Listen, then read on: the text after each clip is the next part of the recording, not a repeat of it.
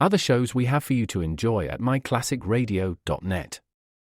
The Avengers was most certainly not a household name in South Africa prior to the radio series. With no national television service until 1976, the mechanism simply was not present in the country to show television programs to mass audiences. While many other countries reveled in the filmed adventures of John Steed and company, South Africa was not equipped to join in the fun. The series took Britain by storm and made a major impression in the American markets, being that greatest of rarities, a British series given a network transmission slot. However, as a filmed series, rather than a videotaped one, The Avengers was able to gain a modicum of exposure in South Africa through film rentals. Come and listen at myclassicradio.net. Other shows we have for you to enjoy at myclassicradio.net. 21 Precinct was a police drama broadcast on CBS from July 7, 1953, to July 26, 1956. It initially served as a summer replacement for My Friend Irma. The show was produced in cooperation with the Patrolmen's Benevolent Association of City of New York and adaptations from True Criminal in New York. The Policeman's Point of View. Historically, the 21st Precinct had been located near Gramercy Park, Manhattan. In 1929, the department reorganized the precinct numbering, and 21st designation was discontinued. No such precinct existed during the run, nor does a 21st precinct exist. However, the fictional precinct's territory closely corresponds to that of the Upper Side's 23rd precinct since 192. Come and listen at myclassicradio.net. Potential. It's all around us all the time, but it's often left untapped. Waste No Potential is a new podcast dedicated to the stories of visionary leaders who discovered opportunities the rest of the world missed. Follow me, Alexandra Samuel, as I uncover some really clever ways people make the most out of potential for themselves and for their businesses. Listen to Waste No Potential wherever you get your podcasts. This message is brought to you by Regeneron. If you have diabetes, listen closely because your ears could help your eyes. Excess sugar from diabetes could lead to eye damage and vision loss, even blindness, and you might not even notice it at first. So remember, now is the time to get your eyes checked. Eye care is especially important with diabetes. See a path forward with actions and potential treatment options that may help your eyes and protect against vision loss. Go see an eye care specialist and visit noweyesee.com to take charge of your eyesight. That is NOWEYESEE.com.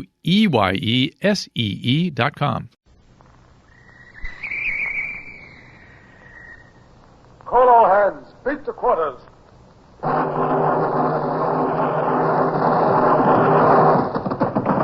up the guns. Stand by the starboard battery. One broadside into it, if you please, Captain Bush.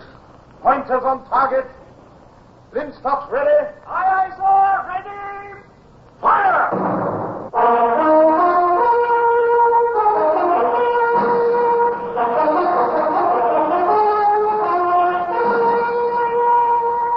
Presenting Michael Redgrave as C.S. Forrester's indomitable man of the sea, Horatio Hornblower.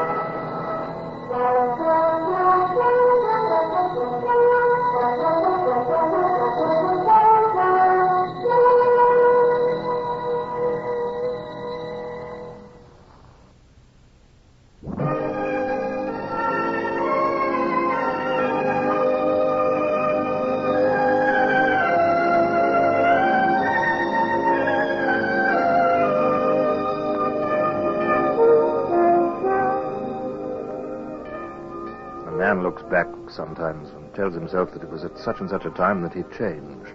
that he grew, that he shaped himself into what he was to be forever after. With me, that time was in the weeks following the death of Captain Sawyer of the man-of-war Renown.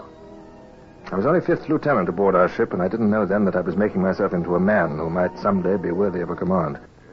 Mr. Hornblower, did you think my talk with the men had an effect? It may be too early to tell, sir. But what was your impression? Well, sir, your talk was really divided into 2 parts. First, the announcement of the captain's death. Which, of course, was your idea, Mr. Hornblower. Mine, sir. Yes. You remember, here in the wardroom. I said it would cause unrest when this news got about among the men, and that's when you spoke up. You said, wouldn't it be best to get them all together and tell them immediately before wild rumors start? Oh, yes, I did say that, sir, but of course I felt that was what you were about to suggest yourself. It followed so logically on your own thought that we couldn't chance unrest. You thought I was about to say it? Yes, sir. Yes, but you didn't wait for me to say it. I'm sorry, sir. You weren't by any chance, Hornblower, trying to tell me how to run this ship? No, sir. Naturally not. No, I shouldn't allow that, you know. Well, of course not, sir. I'm in command here. Yes, sir. Yes.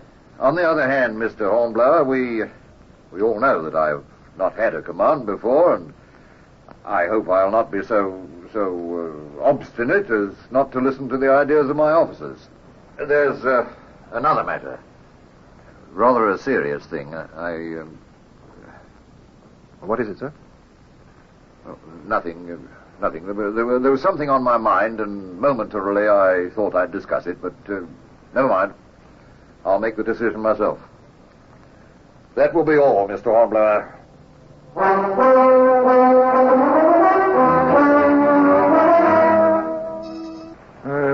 Mr. Hornblower? Yes, sir?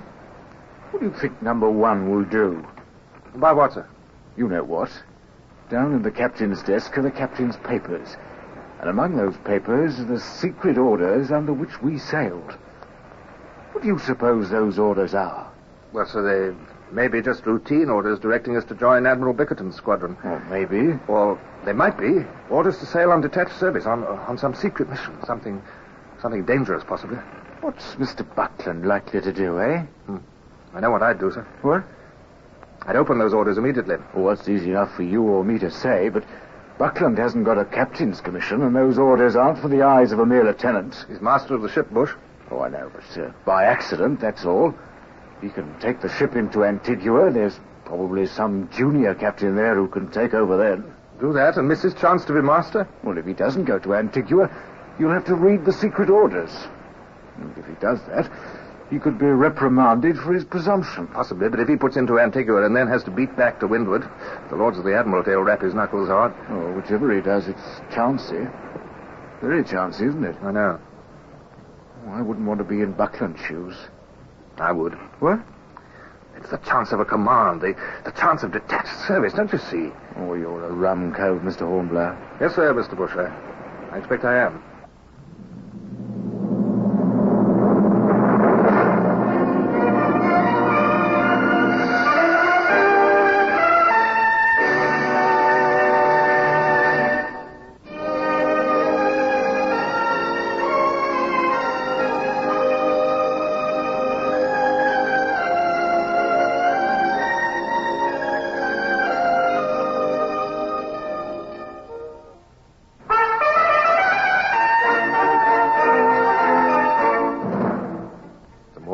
The more I wanted to talk to Buckland about those sealed orders.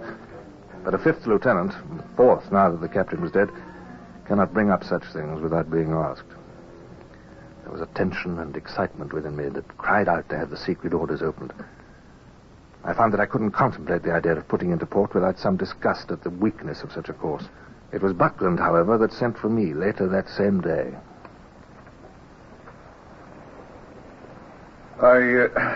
I have a decision to make, Hornblower. Sir, if I can help you in any way, sir? Oh, I can discuss it with you if you understand my position. That it's my decision and all that. I quite understand that, sir. Well, then, Hornblower, it's about the sealed orders. Ah. I haven't opened them. I thought not, sir. I'm not sure whether I should. Would you like an opinion, sir? Just an opinion, of course, yes. I think you should open them, sir. It might get me into trouble. Might get you into trouble not to. Antigua is not far away. That's quite true, sir. I could go there directly. I could have a higher official open the papers or a junior master assigned to the ship over me. Exactly, sir. What do you mean? I mean, sir, that you have some right to think of yourself. This ship is yours to command now. If you put into Antigua, someone else may be put in command, and you would lose a great opportunity. But if that's what the Lords of the Admiralty would want... Yes, the Lords of the Admiralty, sir, would be very much impressed, I should think, if you opened the orders and carried out whatever is the ship's mission successfully and with dispatch. You think so? I do, sir. I believe that the Lords of the Admiralty like officers who display initiative. Initiative? Yes. You think it would be all right, Hornblower? I think it is a great opportunity, sir. By Jove, then I'll do it. I've made my decision, Mr. Hornblower. I congratulate you, sir.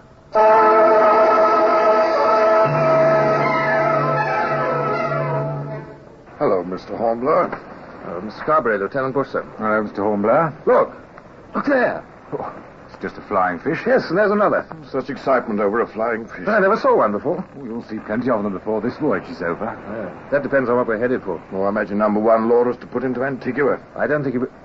Look, there's Mr. Roberts. Oh, I've seen him before. Yes, but he's been below with Buckland. Is this a reason for such excitement? What's the matter, Mr. Hornblower? Mr. Roberts? Mr. Roberts, sir? Oh, there you are, Hornblower. You know about this thing, don't you? Yes, sir. What thing? Is there some secret? Number one was going to open the secret orders. What? He's done it. He's read them? As far as I know, yes. What did they say? They were secret orders. If Mr. Buckland had taken me into his confidence, I still could not tell you. True enough. So we're none the wiser. There's Mr. Buckland now, on the bridge. We don't know. I want to know. Bless my soul, do you still expect to know what lies in store for you? We've been at war since '93, nearly 10 years of it. It's the West Indies today, Halifax tomorrow. You obey orders, Helmer Lee, let go and haul, a belly full of grape or else champagne and a captured flagship. Who cares? We draw our 4 shilling a day, rain or shine. Mr. Carberry, Mr. Buckland passing a word for Mr. Carberry. Oh, bless my soul, excuse me. Now you could earn your 4 shillings a day, Carberry. Change in course. I'll wager a week's pay. It means a change in course. No takers. Listen. Officer of the watch. Sir? We're altering course 2 points. Steer southwest. Aye, sir. Course southwest. Mr. Abbott, pipe the hands to the braces. Well, gentlemen, you heard me. We're altering our course. Pardon, sir. Could you tell us our mission, sir? Not our mission. That is still secret, Mr. Hornblower. Very good, sir. But I'll tell you where we're bound. Mr. Carberry knows already. Where, sir? Santo Domingo, Scotchman's Bay. Santo Domingo. Hispaniola. Haiti. That means Haiti. Santo Domingo, Haiti, Hispaniola. 3 names for the same island. Haiti? That's where the natives are in rebellion. Yes, Mr. Hornblower. That's where the natives are in rebellion.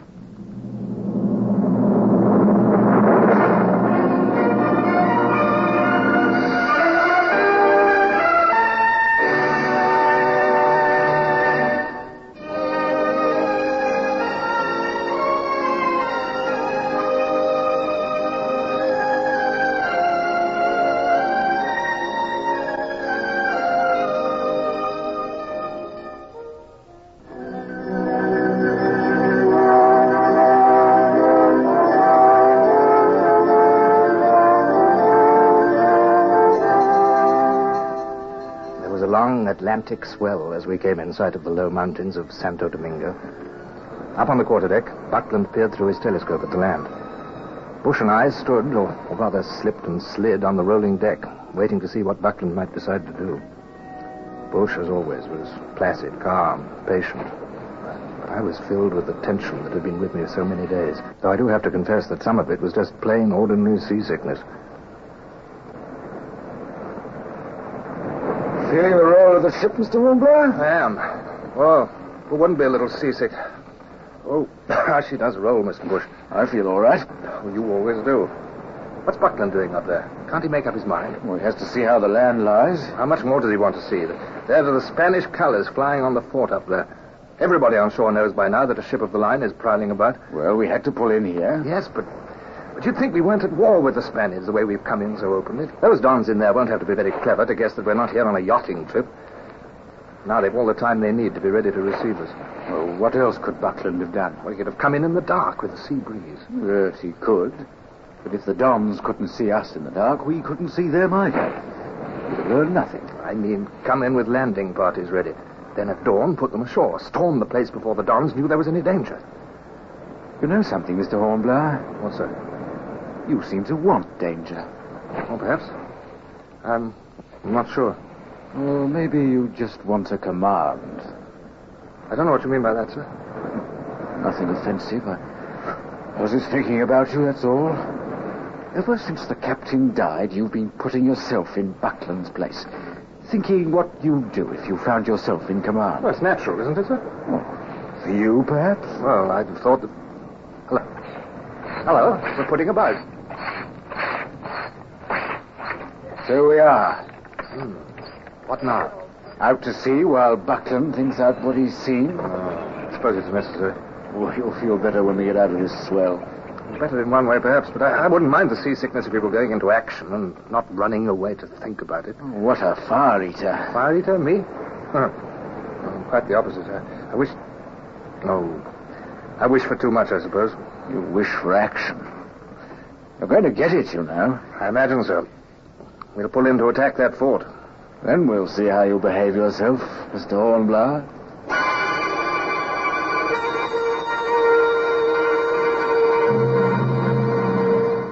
Mr. Bush, sir.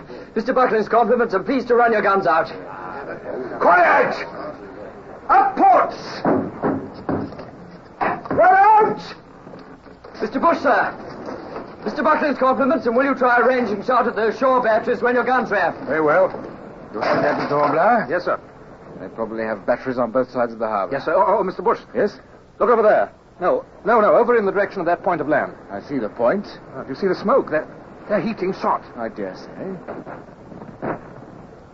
The fort's open fire on us. They're firing on this side, too, sir. So they are. We'll be caught in a crossfire in a minute. That's what you wanted, Mr. Hornblower? Action, eh? Yes, sir. Sir. Yes? I might just reach the battery on this side now, sir. Then this is the time to fire. See to it, Mr. Hornblower. All right, men. First division ready. Fire! Second division, ready.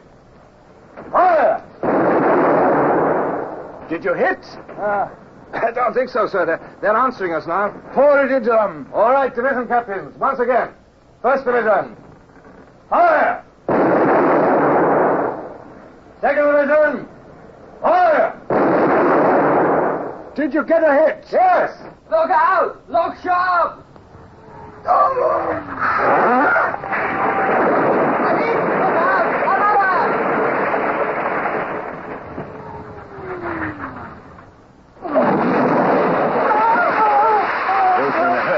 Valentine, look to them. Aye, sir. Mr. Bush, sir, we're afire. What?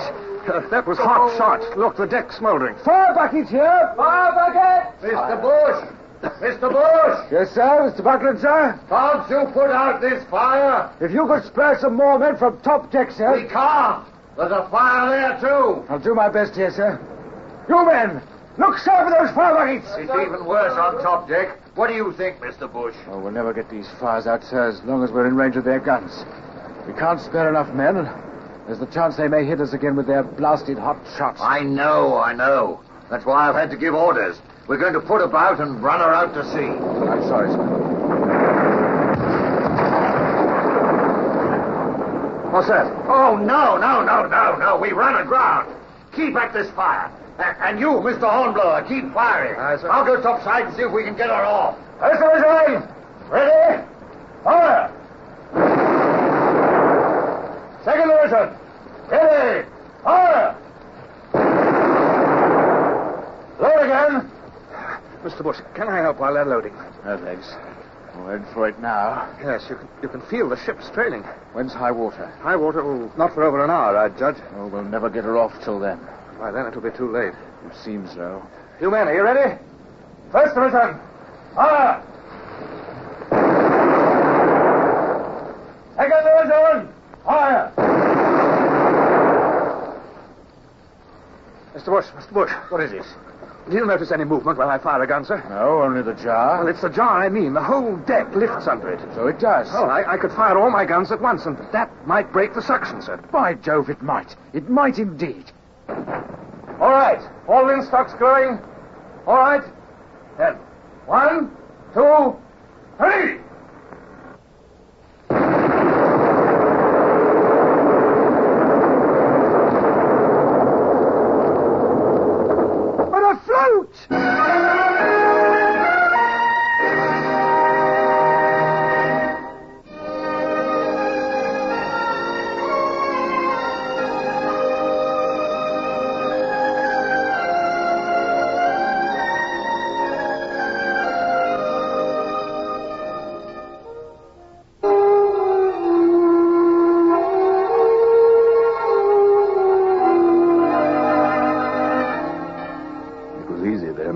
Put about and set out to sea to get the shipboard fires under control.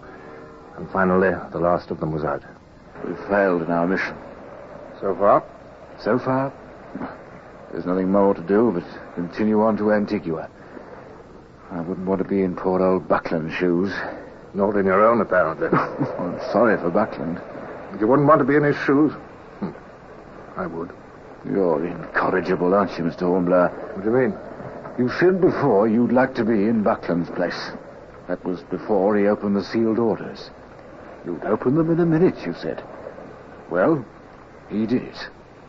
And look what it's got him. It's got him the opportunity of a lifetime. You mean? I? Certainly. You saved the ship, you know. Everybody knows it. If you hadn't had that idea about firing all your guns at once, we'd have stayed there on the shoals and... well, by now we'd all be dead or prisoners of the Dons. Thank you, Hornblower. Oh, nonsense. But just because you feel good about having done well yourself, you shouldn't be blinded to the fact that poor Buckland is going to get his knuckles rapped. But, sir, don't you see there's no necessity for that? We turned tail, we retreated, we were afire. We were apparently limping back to some home port. The Dons must be relaxed. They don't expect us back. Nor will we go back. Yes, but we should. Under cover of darkness this time. Oh, what an opportunity for Buckland. Hornblower, the better I get to know you, the more I stand amazed.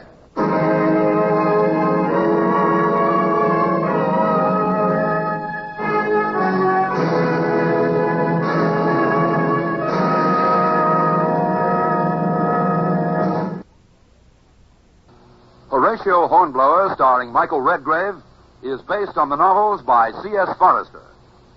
Music composed and conducted by Sidney Torch. Produced by Harry Allen Towers.